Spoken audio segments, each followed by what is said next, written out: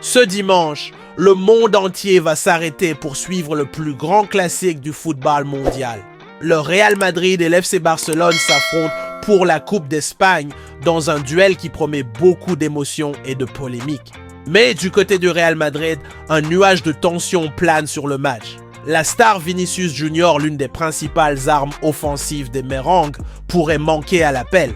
En cause, une enquête en cours concernant un incident controversé survenu lors du dernier match contre Valence où l'attaquant brésilien aurait été impliqué dans une altercation avec le gardien adverse. Les images de l'épisode ont rapidement fait le tour des réseaux sociaux, suscitant des débats enflammés parmi les supporters et les experts. Une éventuelle sanction contre Vinicius Junior pourrait être un coup dur pour le Real Madrid. Le joueur a été déterminant tout au long de la saison avec des buts décisifs et des passes qui ont souvent fait la différence. Sans lui, l'entraîneur Carlo Ancelotti devra trouver des alternatives pour maintenir la puissance offensive de son équipe face à un FC Barcelone en pleine forme.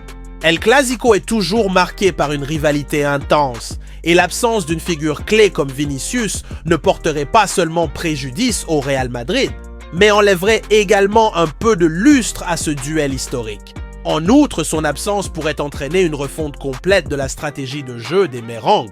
Pendant ce temps, le FC Barcelone est prêt à exploiter toute faiblesse de son adversaire.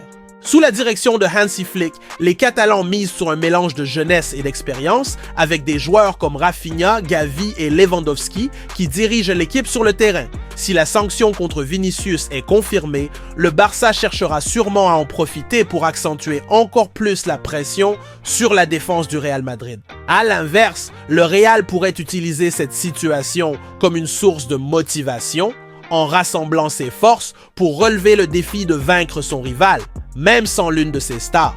Mais que s'est-il réellement passé lors du match contre Valence? Selon les rapports, Vinicius aurait réagi à des provocations et, dans un moment de tension, aurait frappé le gardien adverse. La scène, capturée par les caméras, est actuellement examinée par la commission disciplinaire. Alors que la direction du Real Madrid défend son joueur en affirmant qu'il a été constamment provoqué, de nombreux analystes estiment qu'une sanction pourrait être inévitable. La décision devrait tomber dans les prochaines heures, ajoutant encore plus de pression avant le grand classique. Quoi qu'il en soit, une chose est sûre, le Real Madrid et l'FC Barcelone vont écrire un nouveau chapitre passionnant de leur rivalité. Avec ou sans Vinicius Junior, les Merengues devront donner le meilleur d'eux-mêmes pour surmonter leur plus grand rival et poursuivre dans la compétition.